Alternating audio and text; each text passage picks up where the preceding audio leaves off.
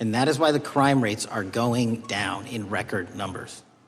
Thank you for doing that, and you know, it's perhaps the hardest thing for a bureaucrat to do is to lower the head count around them that support them, and I appreciate your willingness to do it different than your predecessor.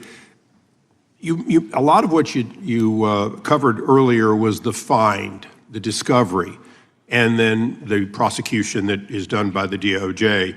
But I want to talk a little bit about the prevent side. On the Charlie assassination, sir? No, on all of these. Okay.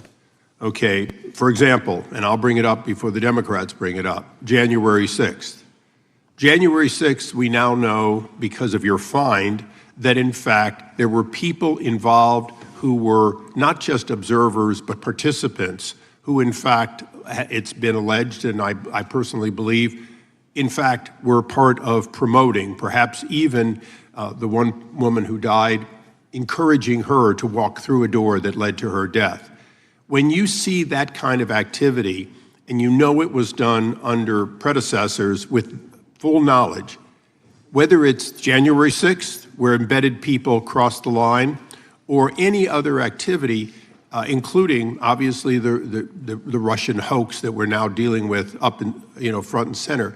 My question to you is, what can you or others do to prevent it from occurring again? Not on your watch, but on future watches. How can we know that this won't happen again the moment you leave the FBI?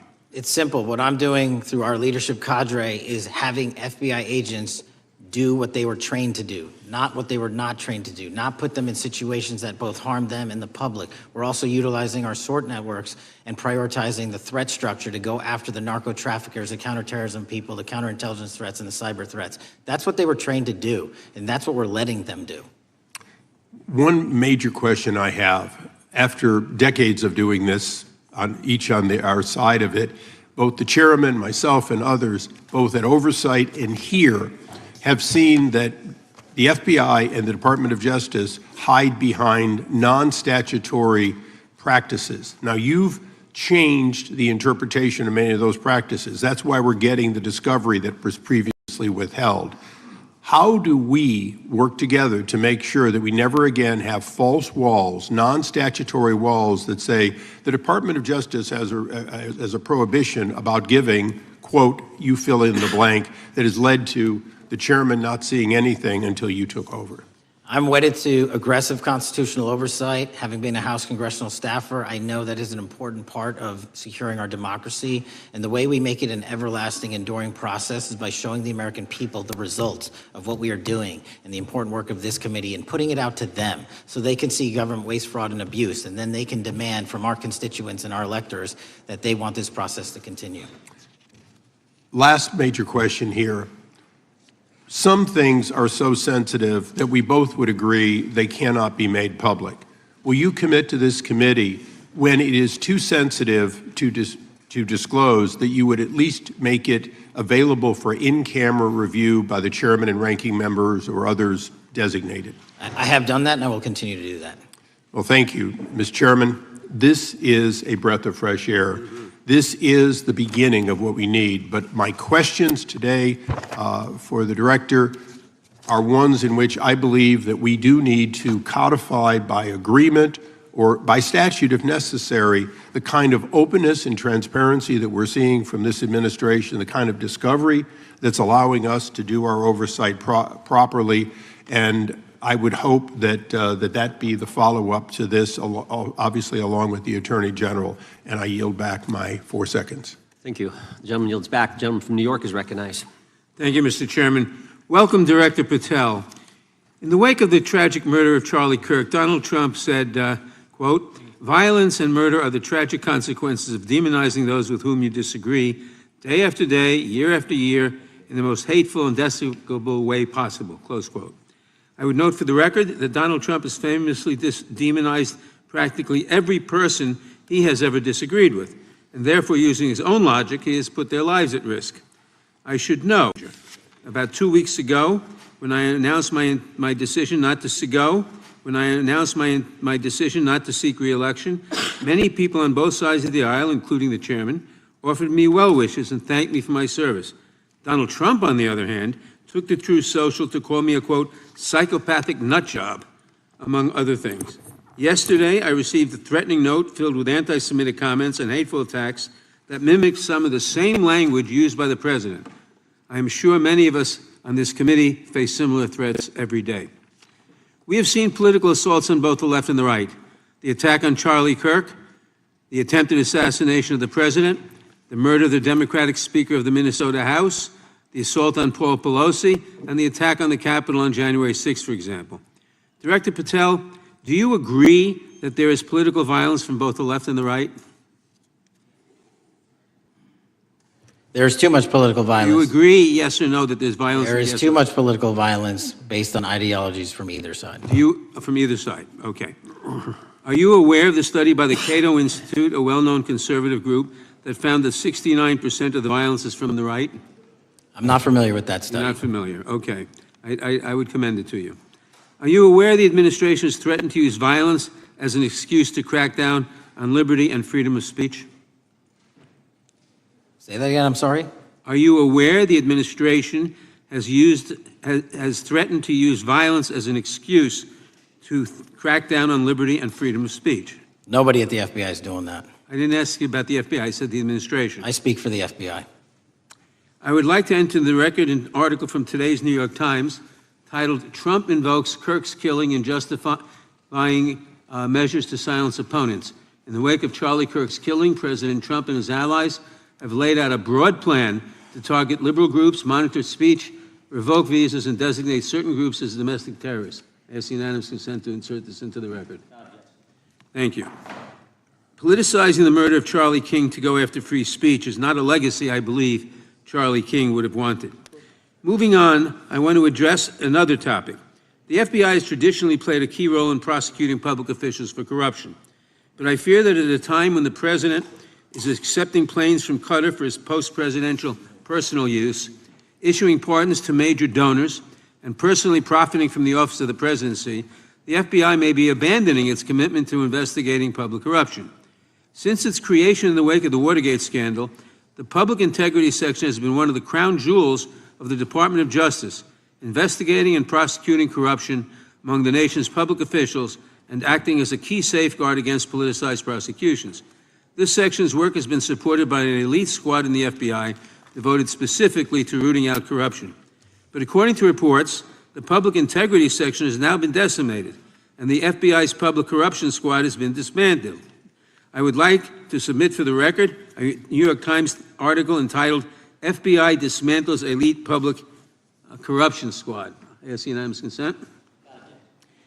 Thank you. These actions are an invitation to corrupt politicians to break the law, since they know that the government is asleep at the switch. Last month, Senator Warren and I, along with dozens of other members of Congress, wrote to you and Attorney General Bondi expressing grave concern over your decision to effectively legalize corruption and to politicize prosecutorial decisions. And he asks unanimous consent to enter this letter into the record.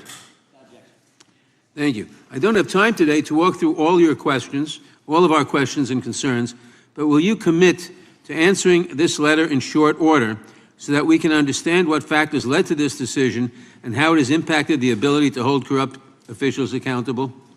I will review your letter with my team and respond as soon as I can. You will respond. Thank you. I yield back the balance of my time. Gentleman yields back. Gentleman from Arizona is recognized for 5 minutes. Thank you, Mr. Chairman, and thank you, Director, for being here. I appreciate the change in the FBI and the tone since you've been there. We heard the ranking member, however, describe the FBI under your leadership as being resorting to political enforcement and you personally as being paranoid. I would just suggest that perhaps that is the projections of the ranking member himself and not you, sir. I want to refer to something that was said yesterday in yesterday's hearing by Senator Grassley. He said, it's well understood that your predecessor left you an FBI infected with politics.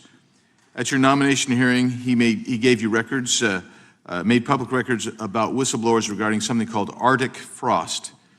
Arctic Frost was the FBI case opened and approved by anti-Trump FBI agent Thibault, and Arctic Frost became Jack Smith's elector case. The new records show that Arctic frost was much broader than just an electoral matter. In fact, it was expanded to Republican organizations. Some examples of the groups that the Ray FBI sought to place under political investigation included the Republican National Committee, Republican Attorneys General's Association, and Trump political groups. In total, 92 Republican targets, including Republican groups, Republican-linked individuals, were placed under the investigative scope of Arctic frost. On that political list for investigation was one of Charlie Kirk's groups, Turning Point USA. In other words, Arctic frost wasn't just a case to politically investigate Trump.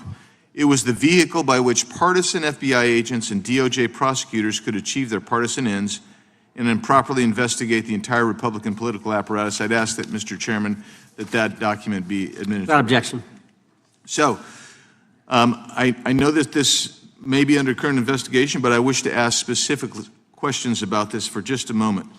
What search tools were used in Arctic frost to view private communications of targets? I believe the traditional search tools, search warrants, lawful service of process, and the tools that the FBI has in our infrastructure systems, cybersecurity systems, and counterintelligence systems. But generally speaking, if I may, I want to use this to highlight the fact that I'm continuing my promise to work with Congress to produce documents simultaneously and also conduct ongoing investigations. I'm giving you as much as I can, and I'll give you more when I can. Thank you. Another question regarding that is, were there any directives from the Biden White House concerning the Arctic frost investigation? Were there any, directives or communications from the Biden White House itself concerning the Arctic frost investigation? I'll just rely on what was turned over to date, sir. Okay.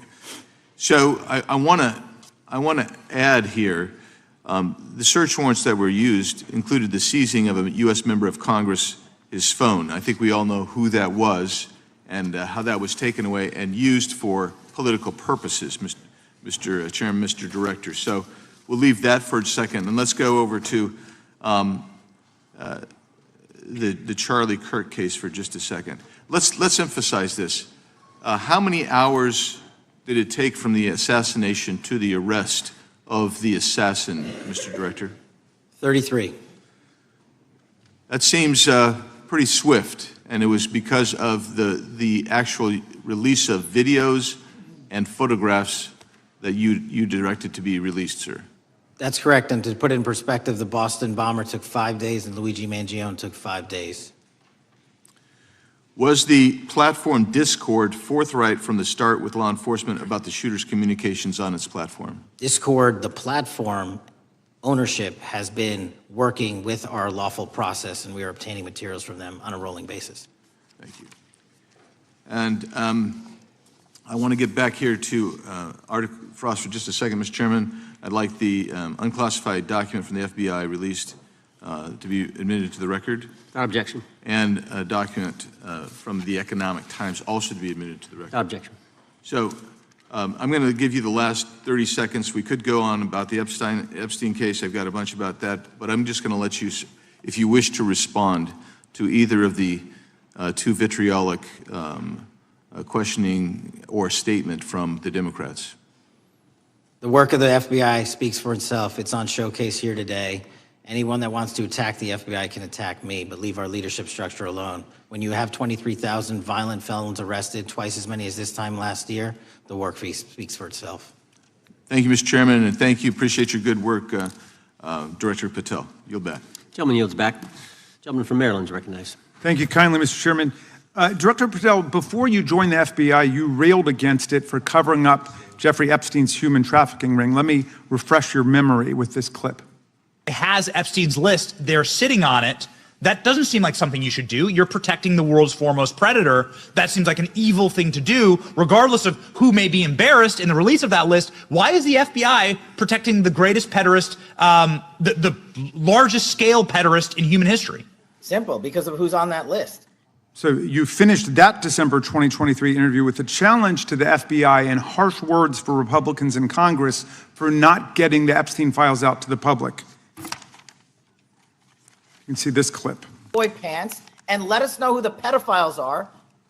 Put on your big boy pants and let us know who the pedophiles are, you said. You emphasized that the president and FBI director each had complete authority to release Epstein's client list. You said Epstein's black book is under the, quote, direct control of the director of the FBI. Look at this clip.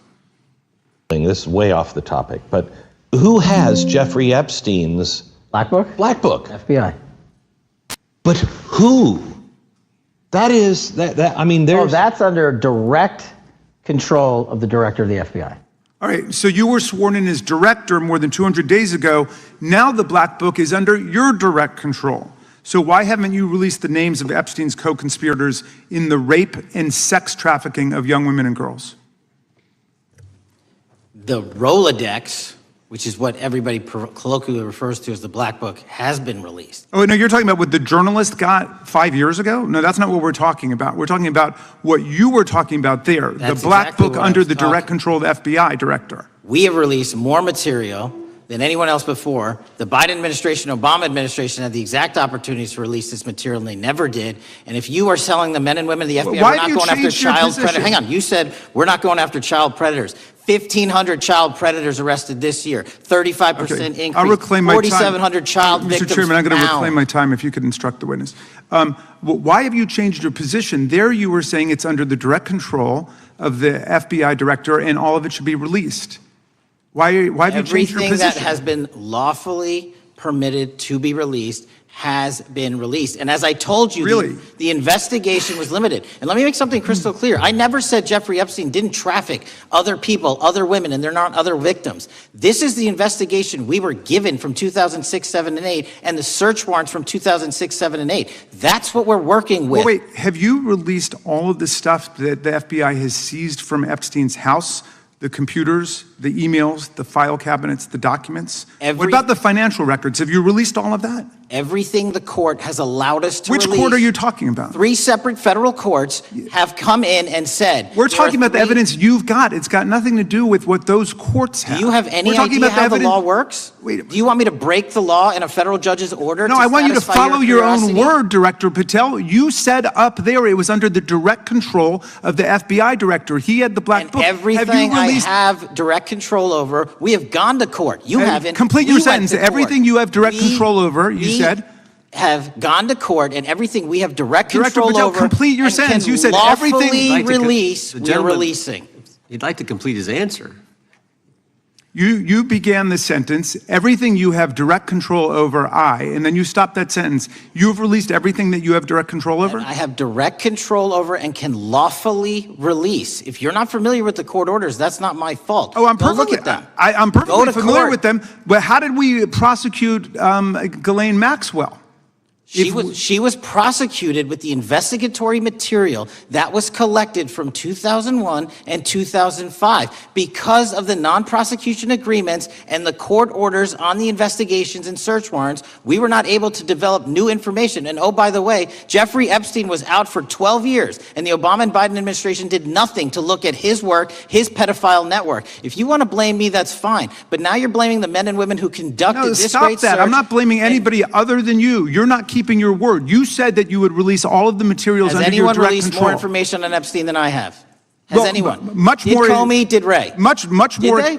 Excuse me. Much more has come out in the days since the American people in Congress have been demanding it, but it's coming out in dribs and drabs. Why don't you just release the entire file as you promised to do? I literally just told you, there are multiple federal court orders. I'm not going to break the law to satisfy your curiosity. You didn't join us when we filed court to release the court orders. You could have. You have lawyers. You could have shown up. You didn't do that. That's a tiny fraction of the material we're That talking is about. not. It is How a do you- tiny fraction. How do you know that? Have you seen No. everything? Time It's of the all gentleman. misdirection. How do you know Time that? of the gentleman has expired. The gentleman from California is recognized. Well, thank you, Mr. Director. Just to be clear, how many of the Epstein files were released in the 4 years of the Biden administration? 0. And how many have you released? I don't have the number, but it's got to be thousands of pages of stuff. I was going to ask you to begin whether Americans are safer today than they were 9 months ago, but you cited dramatic increases in criminal arrests since you've taken office, a dramatic decrease in crime that's resulted. Who would have thought that taking criminals off the streets would reduce the crime rate? But somehow we have stumbled upon that new truth. But it begs the question, what was the FBI doing during the 4 years of the Biden administration to see that dramatic an increase in work under your tenure? The simple answer is I'm letting good cops be cops. We're working with our state and local law enforcement. We're energizing our partnerships. We're bringing on more task force officers. When you have more cops in the streets, when you're using ground-based intelligence, when you're not weaponizing law enforcement and focusing on DC and focusing on the rest of America, this is what happens. It is not a significant mind shift in terms of how we maneuver the FBI. They've wanted to do this work since they signed up. We're just letting them. And we've seen many prominent Democrats oppose your efforts to restore law and order to the streets of our nation's capital. I mean, all of us here have seen a dramatic change for the better here in Washington, D.C. Why are so many Democrats attacking you for that? Sir, Democrats have been attacking me for a decade, as is the fake news media. They didn't like the fact that I exposed the Russiagate host and the largest weaponization of the FBI, DOJ, in U.S. history. We proved it to be true with congressional oversight. I'm wed to that congressional oversight and will continue to do that work. Christopher Wray repeatedly warned this committee that the Biden open borders policy had produced a significant increase in terrorist threats that he said kept him up at night. A particular concern, he said, was the 2 million gotaways that entered the country during the Biden administration. That's an average of 41,000 every month. What are the monthly gotaway numbers today?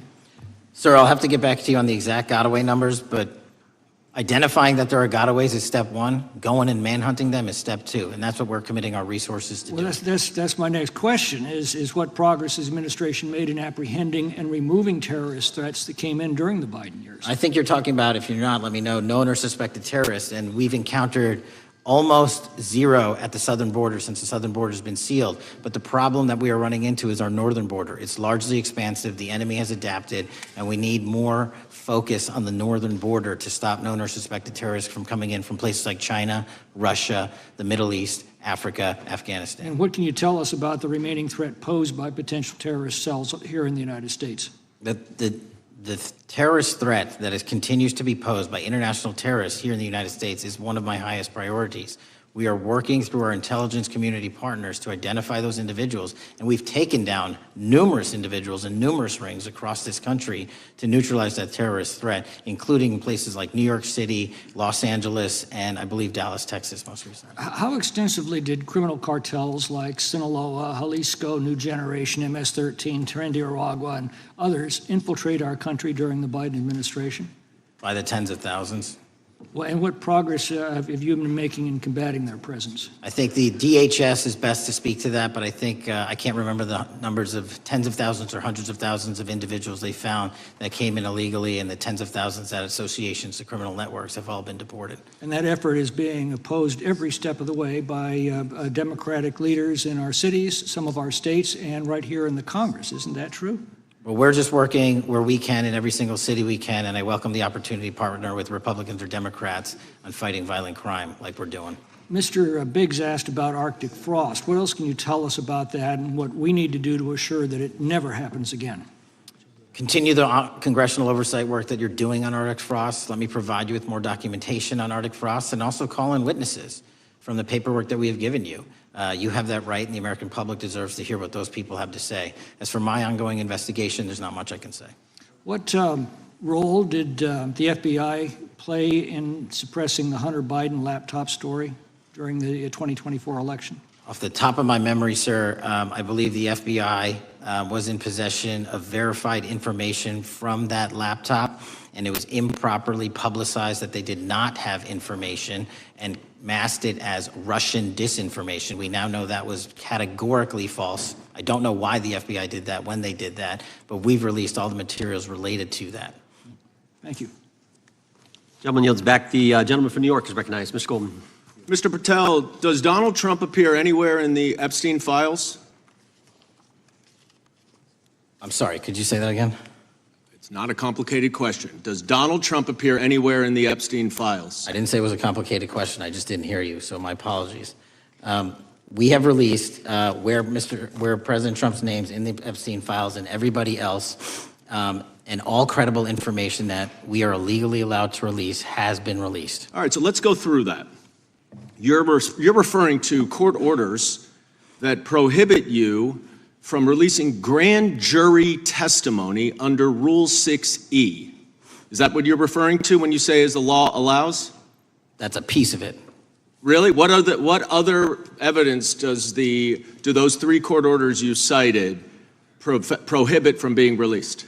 Information that was collected pursuant to those search warrants that were limited Wrong. in fashion. Wrong. That's Okay. not what the court order says, and that's not under 6E. And you're talking, and I said that's 6E, and I said there was others, and I'm answering that. There are sealed court order documents. There are protective orders. They are unsealed as part of discovery given to Ghislaine Maxwell. They are no longer sealed. That's just not true. We can argue about it all you want. Okay, or well, can go you to court. agree that there are, so your testimony here is that the reason why you are not releasing all of the videos that you have acknowledged, there are so many, and that the FBI spent thousands of hours of reviewing, the photographs, and the photographs that you have. You're saying that you're not releasing those because there's a court order requiring them to be sealed? Is that your testimony? Never said that about the videos. On the totality of the videos, of the thousands of images that were seized pursuant to the search warrants executed at the time,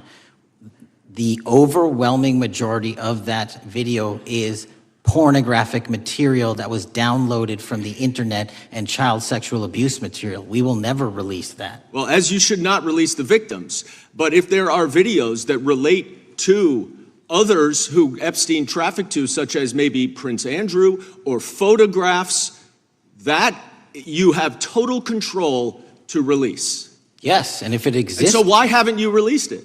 Why are you supposing that that is a fact when in fact it is false?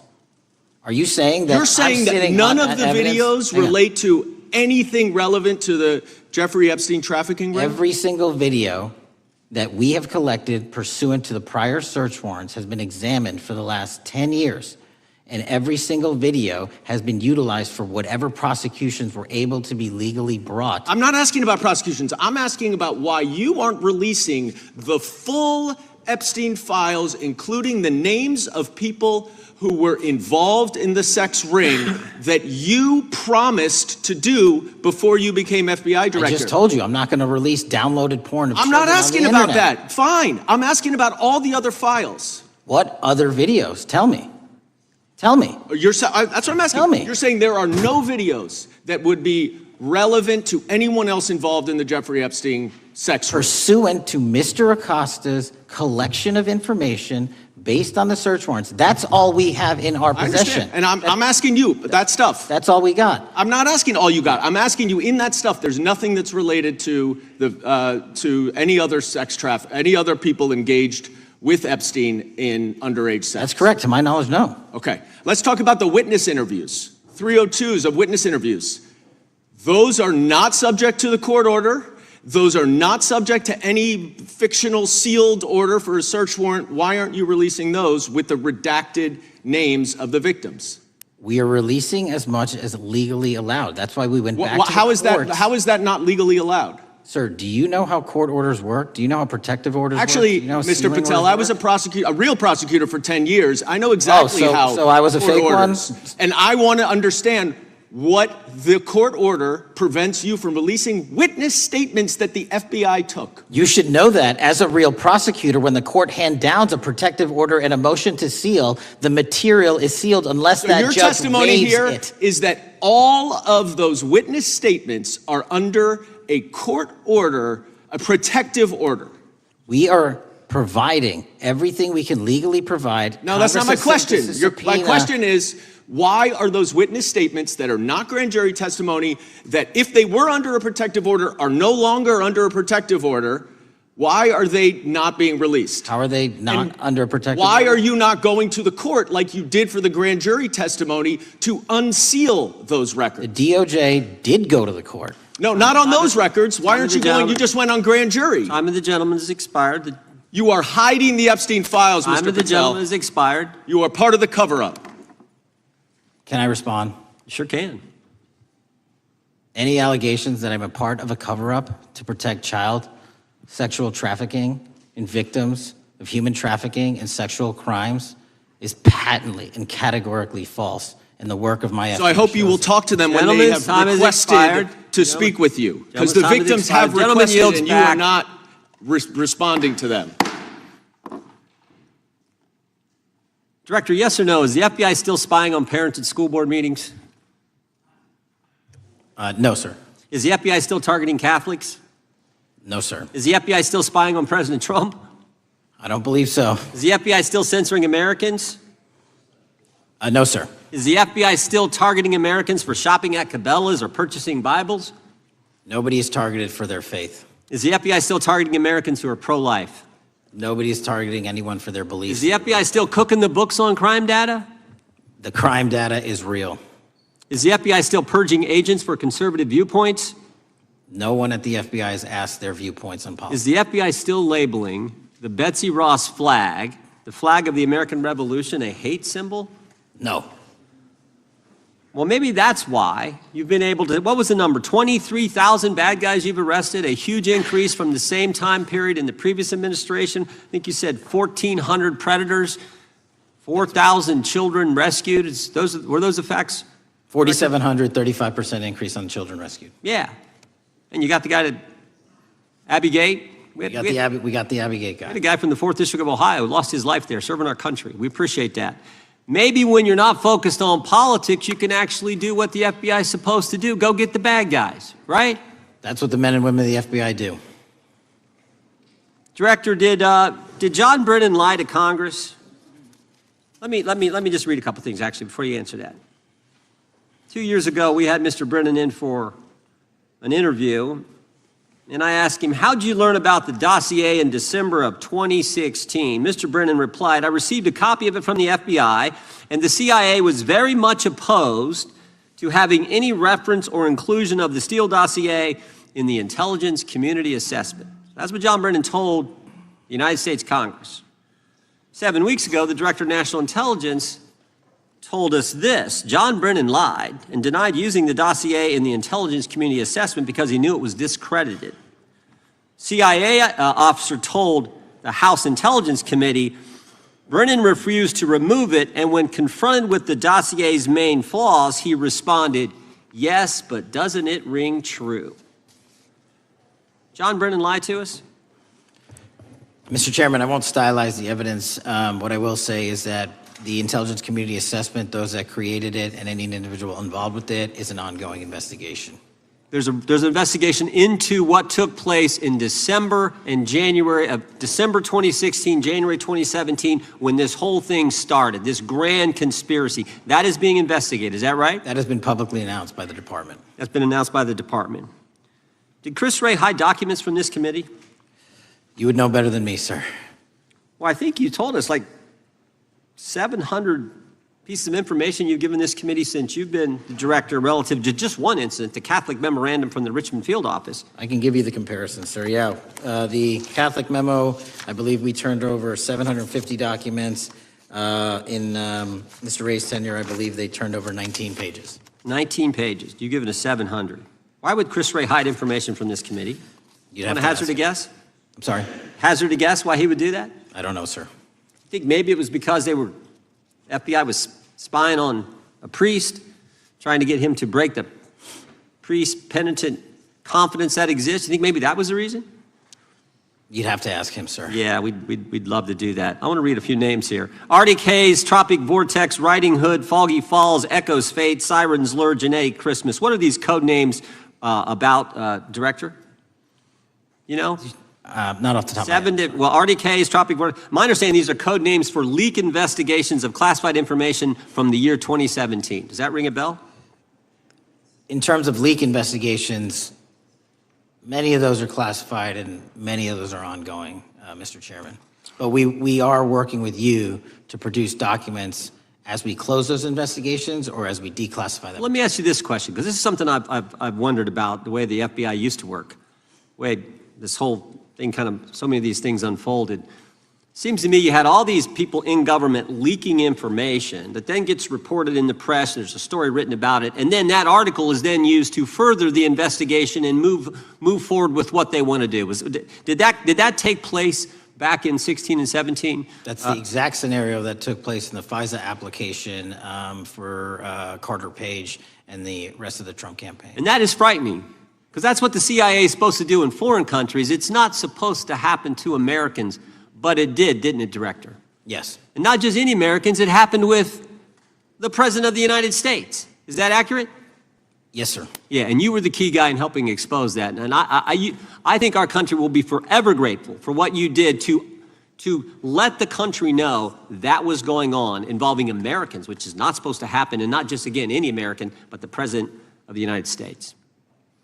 Chair now recognizes the gentlelady from California. Thank you, Mr. Chairman.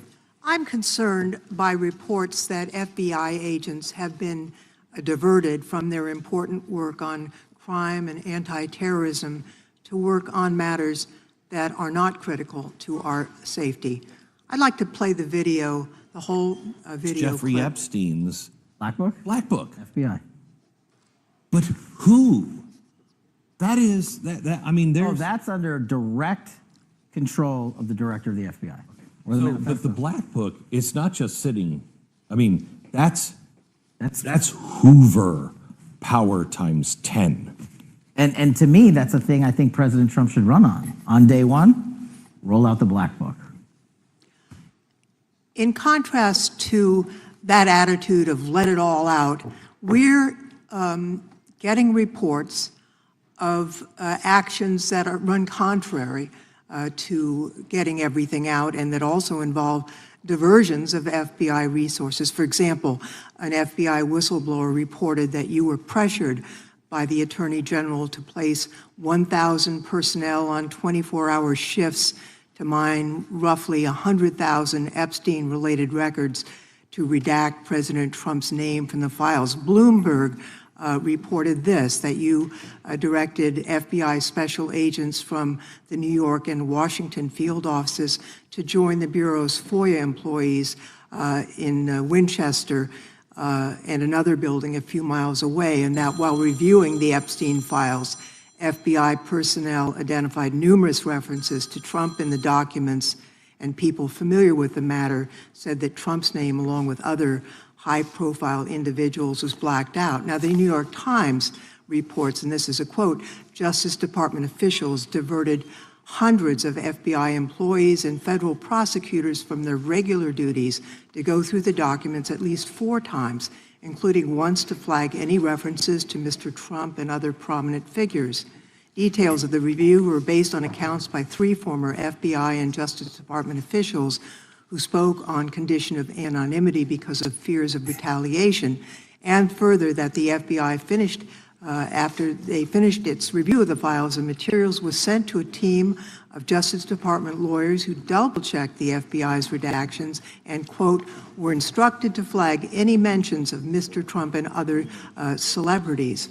Now, I have 3 questions for you, Mr. Patel, about this. First, how many times did President Trump's name appear in the Epstein files? Was it more than 100, more than 1,000? Were the agents who were pulled from their duties to redact the president's name from the Epstein files working on criminal cases or national security cases or child sex trafficking cases? And are the number of agents that have been reported diverted for these purposes, is that accurate? No. No what? You asked if it was accurate. I said it wasn't. So you're saying that none of this happened? No, I'm saying it was inaccurate. Okay. How many times did President Trump appear in the Epstein files? More than 100? More than 1,000? No, and what we've been able to release is what we've been legally able to release, and that has No, that's not the question. public. I asked you, how many times did the president's name appear? I don't know. It's your testimony. You do not know that answer. The number of times, no. Could you tell us how many agents were diverted for this task and what they were working on?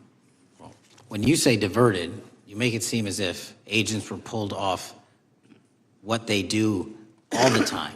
Agents at the FBI masterfully do double duty and triple duty. And because of the public's interest in this case, We flexed resources to make sure that we could answer the public signal demand. So do you want us to look through the material and provide it to you, or you do not want us to do that? So it's Which one is it? it's your testimony that no one was diverted from a criminal matter, that this was a top priority to go through this material to look for Mr. Trump's name. Is that your testimony? That's the highest priority for the FBI?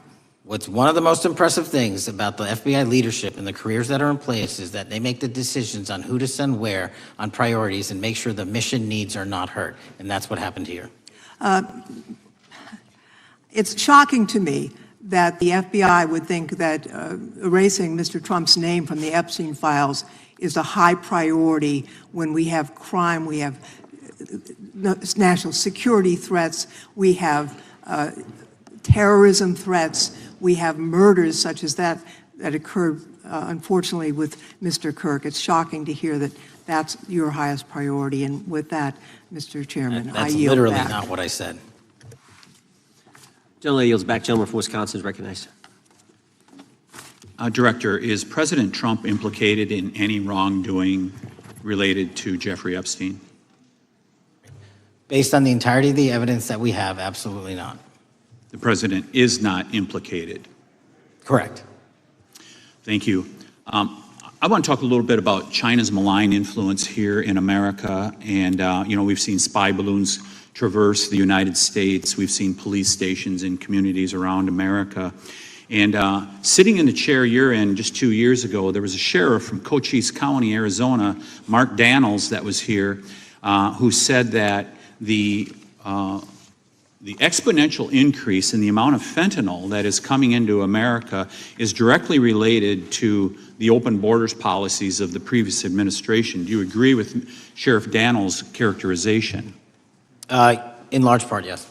So since you've been director, has there been a reduction we've talked about how the border is largely secure now, right? The southern border, yes, sir. The southern border is largely secure. Has there been a concomitant reduction or a reduction in the amount of fentanyl that is coming into America? There has been a massive reduction to the tune of, we've seized more than 25% year-to-date this year than the prior year, and that's enough fentanyl to kill 120 million Americans. Does China play a role in this fentanyl that's coming to America? As I stated in my opening, sir, what they do and the companies in China, mainland China, do is produce the precursors and the cutting agents that they ship overseas through various countries into the Mexican drug cartels who produce it. So they basically are the cooks in terms of the ingredients. Tell us, what is the FBI doing to stop China from delivering death to America? So for the first time in a decade, I actually reached out to my counterpart at the Ministry of Public Security. No one at the FBI had done so. To engage. Ministry of Security, where's that? In mainland China. In mainland China, okay, thank you. To engage in a conversation to say, hey, can we have a certain number of these precursor chemicals listed in China so that they become illegal and illegal to trade. We're also working with our counterparts in places like India and Guatemala because the transshipment routes of the precursors, the Mexican drug cartels have gotten creative, and instead of coming directly to America are going into these countries. And we've had massive success in India and Guatemala, and in those governments, great partnerships in shutting down the ability to ship the precursors into those countries, which are ultimately destined to America. So those people that are working with security agencies have been working with you, is that accurate? Yes, sir. So I want to turn to a couple cases that are at the University of Michigan, where Chinese nationals, on behalf of the Chinese government, smuggled in illicit biological materials, stuff that can harm our agricultural industry. What actions are you taking as we see repeated stories of Chinese nationals doing this in the United States? So just that, sir. In this calendar year alone, as I was mentioning, our counterintelligence operations and cases brought against the Chinese are up by, I think, something like 40%. And specifically, the cases in Michigan show two threat streams, not just against our agricultural industry, which is a threat to national security, but they were also bringing in chemical agents and mushrooms, I'm not the exact expert, that would have ultimately hurt our population. We arrested and charged all of those individuals, and we are aggressively going after them in every single state because they weren't doing it in Michigan alone. Should research universities across the United States be doing a thorough job of vetting Chinese nationals that are coming to their universities? They should. Turning to spying in America, you know, we heard the stories about Senator Dianne Feinstein's driver, who was a Chinese spy. We're familiar with Linda Sun, who worked in Governor Hochul's office, Christine Fang in California.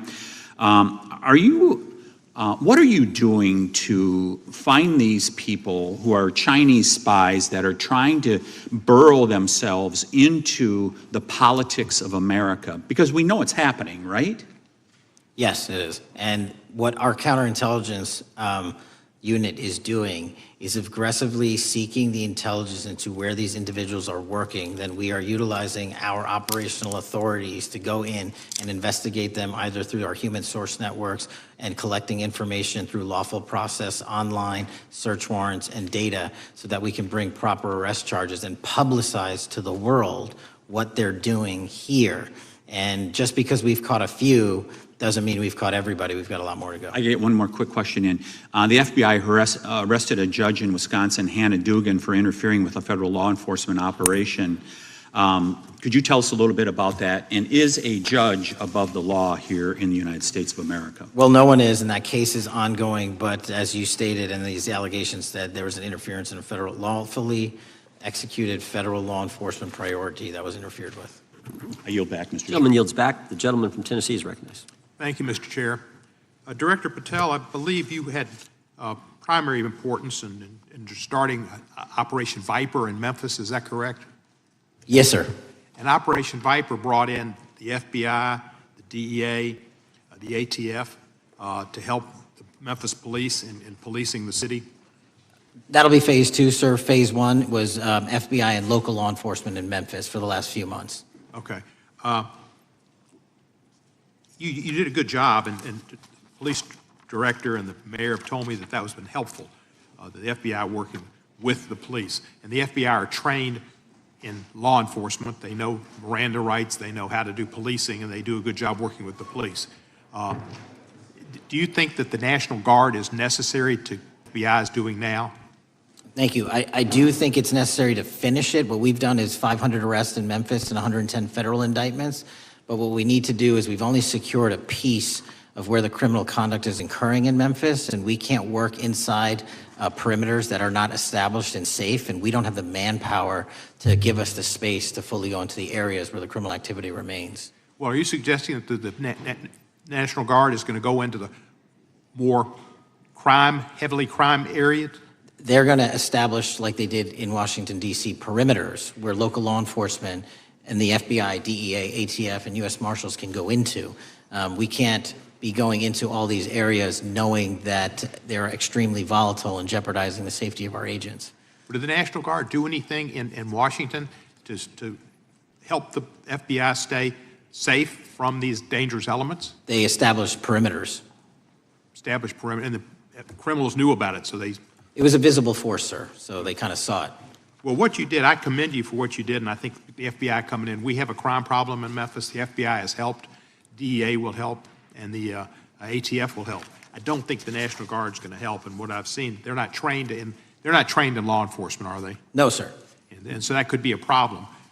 Who will direct the National Guard in Memphis? Will it be, will they have control over your agents? No, sir, they won't. Who will have control over your agents? You? Well, the SAC and then ultimately the chain of command up to Washington, D.C. will control the FBI, but there's a task force that was put together that is going to be led by an interagency. The heads of U.S. Marshals, DEA, and FBI will be working together with DHS collectively on this. Have you visited Memphis before? Yes, sir, I have. So you know how good a city it is. I love Memphis. A lot of us do. And Memphis is a great city, great history, civil rights museum. Might say something about slavery, but that was the history. It needs to be taught. Blues, Elvis. Beale Street. Beale Street, right, barbecue. And people should come. It's not a troubled city. We've got some crime, but it's not a troubled city. We're not troubled, and we love our city, and we hope that the National Guard doesn't come in and cause people to have questions about Memphis, because it's a city they should visit. Let me ask you this about, you said that the homicide rates are coming down to an all-time low? In modern recorded U.S. history, yes, When sir. does modern recorded history start? I think the FBI, and I'll get back to you on this, has stats on that going back about 30 years, sir. Okay, I was thinking back to Ozzie and Harriet, and I didn't think you could beat Ozzie and Harriet's time. Secondly, you mentioned the Epstein case. Did any of the women that were victims, and they came up here and had a press conference and all, did any of them contact your office and ask to give information? To my knowledge, no, sir. If they did, let me ask you first, is there a statute of limitations on sex crimes like that, with sex with a minor, rape? The DOJ is the expert, but I do not believe there's a statute on that, limitations on that. So if there's not a statute of limitations, should you not be interviewing those people who know who raped them and the names and the places and give you that information? That seems like that's a treasure trove of information, and it's a serious, serious, serious number of crimes. Sir, I couldn't agree with you more. We've been very public about asking individuals to come forward with new information, and we would run out every single lead on that. Well, I'm sure the women will come forward, especially today, to assure that they will get an opportunity, because that seems like something we ought to do.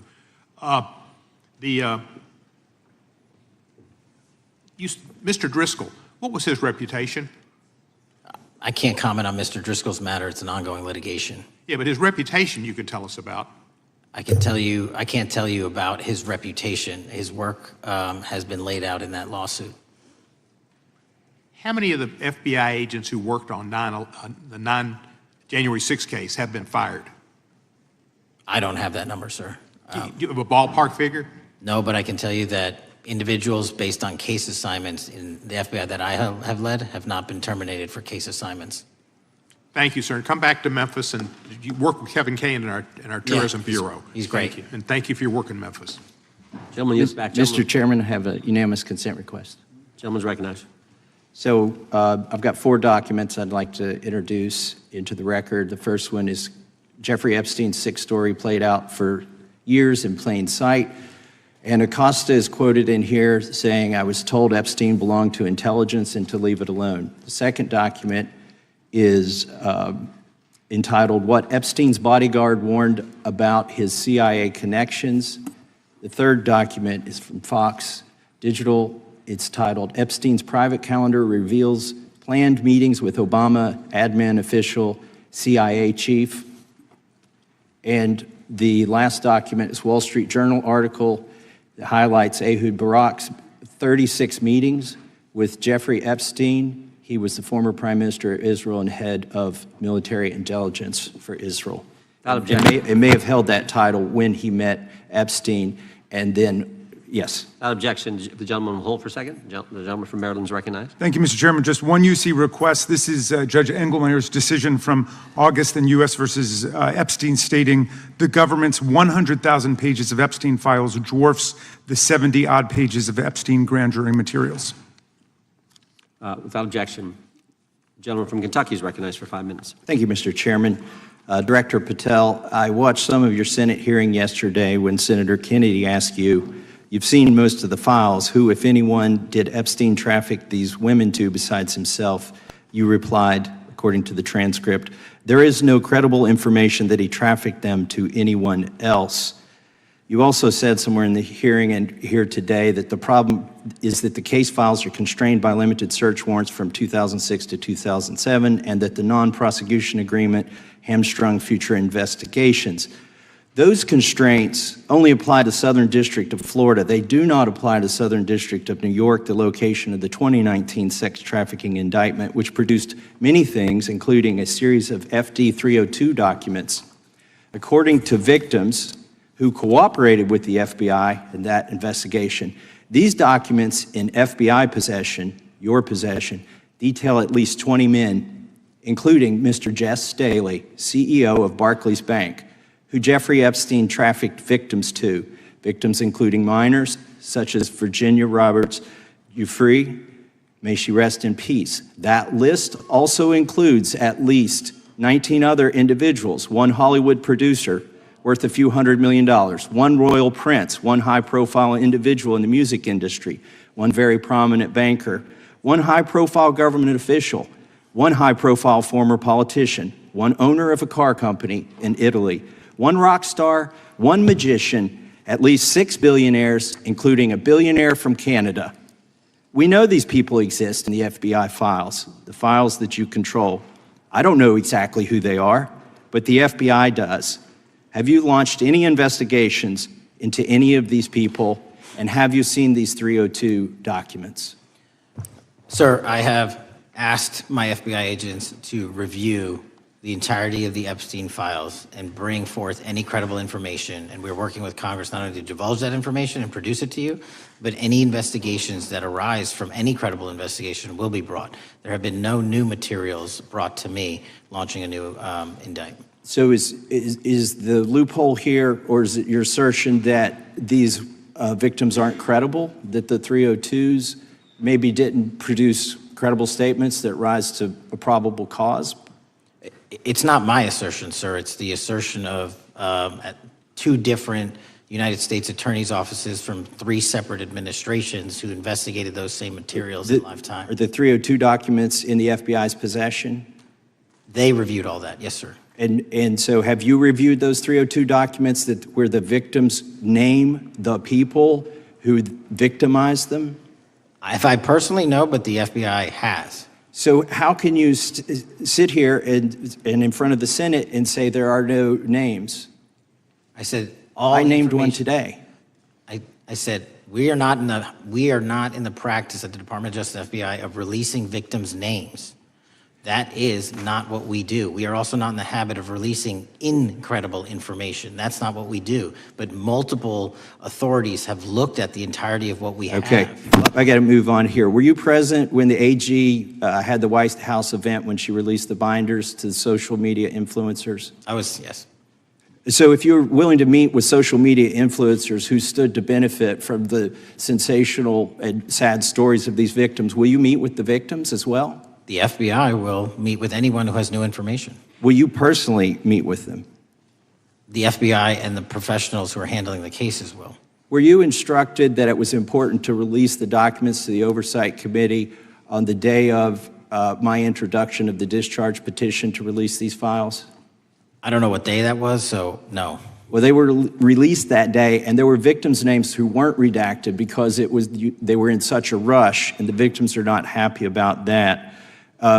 Have you investigated any of the CIA connections? Have you seen the CIA file on Jeffrey Epstein? And if you wanted to see it, would they show it to you? Well, I can speak for the FBI, and that's presuming there's a CIA case file. And I've reviewed everything that the interagency, not I, the FBI, that was provided to us. Would you be willing to look at the CIA file on Jeffrey Epstein? If there is such a file, and if it has not already been turned over to the FBI will look at any new investigative leads. Have you made any progress on the pipe bomb investigation January 6th? And have you made any progress on the motive of the Las Vegas shooter? As to the first, it's an ongoing investigation, and we have made progress. As to the second, sir, I'll have to get back to you. All right, thank you. I yield back. Mr. Chairman, I have a unanimous Gentleman consent yields back. request. Unanimous consent request from the gentleman from New York. I ask unanimous consent to introduce an unsigned memorandum from July 7, 2025 that says we did not uncover evidence that could predicate an investigation against uncharged third parties with the insignia of the Department of Justice and the FBI. Without objection. Mr. Chairman, I have a unanimous Georgia. consent request. It's an article entitled DOJ Deletes Study Showing Domestic Terrorists Are Most Often Right-Wing. Without objection. Thank you. The gentleman from Georgia is recognized for 5 minutes. Thank you, Mr. Chairman. Director Patel, thank you for being here today. I want to first talk about the significant role that the FBI plays in combating the national security threats posed by our nation's greatest threat, our nation's greatest security threat, China and the Chinese Communist Party. It's a fact that China is America's most significant national security threat, isn't that correct? I would say so, sir. And you would agree with me that China wants to dominate the United States of America? I think that's largely their plan. And they want to dominate the world, both militarily and economically, isn't that correct? I think so. And sir, you've been FBI director for the last, 8 months? 7 months, yes. 7 months, and during that time, have you held any stock in any companies founded in China? I don't believe so. Well, you do own stock in a company known as Elite Depot, don't you? Which one, sorry? Elite Depot. You own stock. I think that's, I'll have to get back to you. I think it's a law firm and it's a company out of Singapore. Okay, well, no, the company out of Singapore, which is owned by Elite Depot, is the Shein Company, which was founded in China, correct? That company operates out of Taiwan. Well, they changed their headquarters from China back in 2022 to Singapore for tax purposes, but it's owned by a Chinese billionaire. I think his name is Charlie Zhu, and you own stock in the company that owns Shein. Which I disclosed during my confirmation process. You certainly did. And now, do you still hold that stock in that Chinese company? Pursuant to the Department of Justice, who reviewed my material that was submitted during my confirmation process, I was able to hold certain stocks, and they made the decision. You still hold the stocks that you have? You still hold on to these Chinese stocks, these stocks in this Chinese company? I disagree that it's a Chinese company, but I was in the DOJ, when you're appointed, makes a call on what you can and can't possess. Well, now, let me ask you this. Chinese companies steal trademarks, they produce counterfeit products and sell them over the internet on platforms such as Shein. They steal intellectual property. They steal data from American companies. And to me, it seems inconsistent with your role as FBI director that you would own stock in a company that is based in a country that is the nation's premier national security threat. It's like you are putting your own financial security over the security of the nation. I disagree with that characterization. Well, I think the American people look at it like it's a classic situation of the fox guarding the hen house. If the FBI is charged with investigating espionage, economic espionage by companies controlled by the Chinese Communist Party, and you are the director of the FBI, you've got a conflict of interest. Sir, I would just show if there's any intimation that I'm against. Why are you holding on to this stock? It wasn't a decision I made. And it's valued at up to $5 million as of when you last reported, correct? $5 million in stock? No, I don't follow it. You don't follow it, but you're still making money off of it. I don't have any money off of anything. Well, what I have done... Trump's trade policies directly impact the value of that Chinese stock. Won't you agree with that? Which trade policy? I'm not a trade expert. Okay, all right. But I want to tell you this. Crazy on me today. Let me ask you this question. Why are you hiding pedophiles? Why are you shielding pedophiles? Why are you protecting pedophiles? That is maybe the most offensive thing you could say to me, given the numbers. Well, you have not released given the numbers Epstein files of pedophiles. You are aware of the Epstein client list that was published in the 18,000 The gentleman has released. expired. The gentleman yields back. Can he answer the question? Can I just respond? Of course, the gentleman can answer the question. Since I took over the FBI, there has been a 33% increase. Sir, all of that started under Christopher Your Wray. time is done, but No, it didn't. the witness gets All to of answer that the started question, under and then the we'll go to our previous, next. FBI director, sir, and you're coming in here trying to take credit for something that a previous director instituted and largely brought to conclusion. I take I no think it's credit. been clear that offensive. the director It's offensive.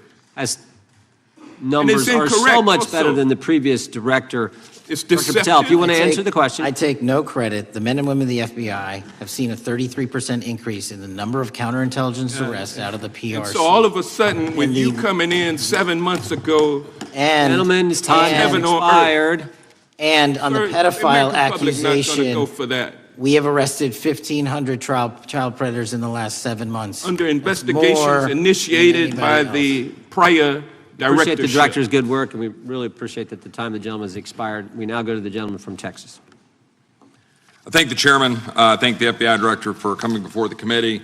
I assume the FBI director, Mr. Patel, I believe you probably agree with me that there is a significant organized effort on the left side of the political spectrum to advance criminal organizations being able to put more criminals out on the streets. And that what we've seen this in daily action. Are you familiar with the report that came out this last Monday from the Law Enforcement Legal Defense Fund? I'm not familiar with that, sorry. So this report came out this past Monday, and it said that significant amount of the money flowing out of George Soros and other leftist organizations and funders has been funding DAs and prosecutors, and quote, many of these DAs had never managed an office, prosecuted a criminal case, developed organizational policies. In dozens of America's largest cities and counties, this report finds these progressive district attorneys have outsourced core parts of the American criminal justice system to activists and political donors, taking direction and advice on everything from staffing decisions and communication strategy. Organizations, it's a complex web of donors going in through these organizations to put radical DAs and prosecutors out there, putting criminals on the streets. Does the FBI director agree that this exists and is a problem? I will accept the factual representation, and if that exists, it is a problem. The organizations such as TIDES, the Fair and Just Prosecution, Brenner Center for Justice, Partnership for Safety and Justice, the Vera Institute of Justice, the amount of dollars flowing from George Soros through and to these organizations and to the various prosecutors that have resulted in increased crime on our streets, including the brutal murder of the Ukrainian refugee in Charlotte. I bring that up because that is one component of the problem. In addition, we have an organized effort targeting our border.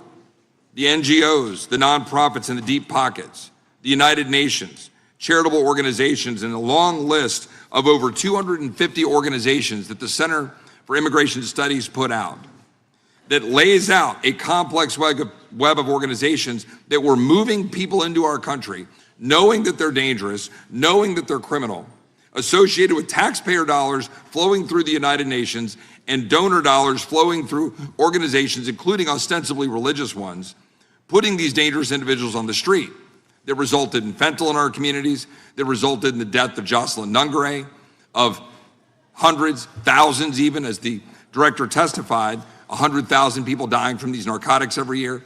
All of this in an organized effort, a complete effort by the radical left to use taxpayer dollars and these dollars to put people on our streets.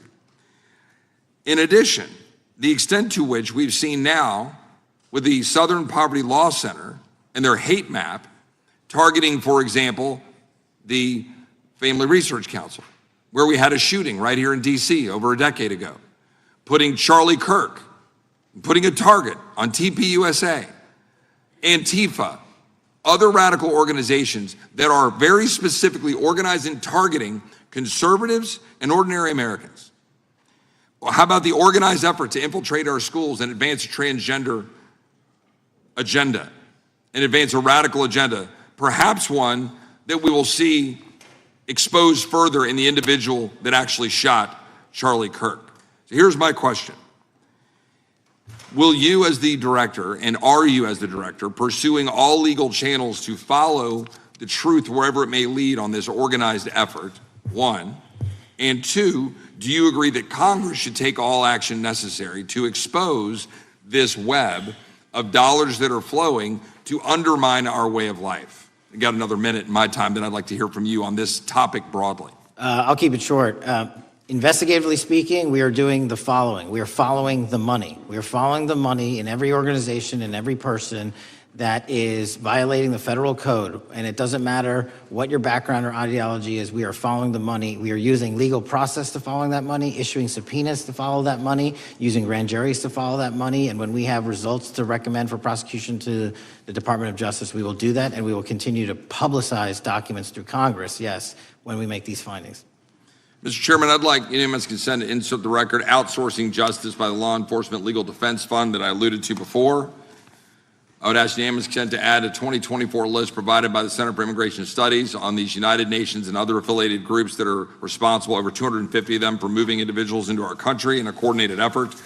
I would like unanimous consent to insert a letter that I sent that currently has 33 members of the United States House of Representatives have signed on it, calling for a special select committee to pursue the organized effort from the radical left to target our way of life and undermine our security by putting criminals on the street and having our borders being wide open and putting us in danger.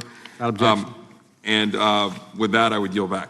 Without objection. Gentleman yields back. Mr. Chairman, I have a couple of unanimous Gentleman's recognized.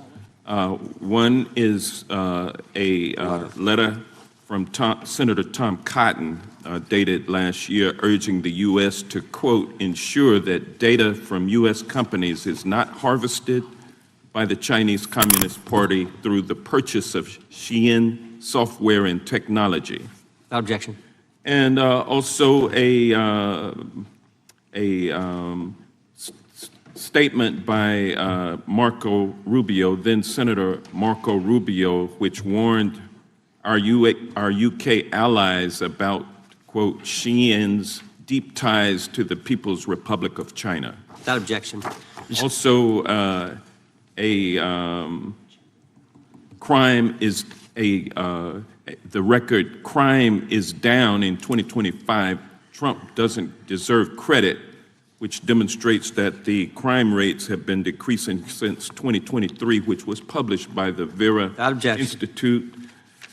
Also, a unanimous consent request to enter into the record a NPR report from July of 2024. GOP vows to make America safe again. Statistics contradict their growing crime claims. Without objection.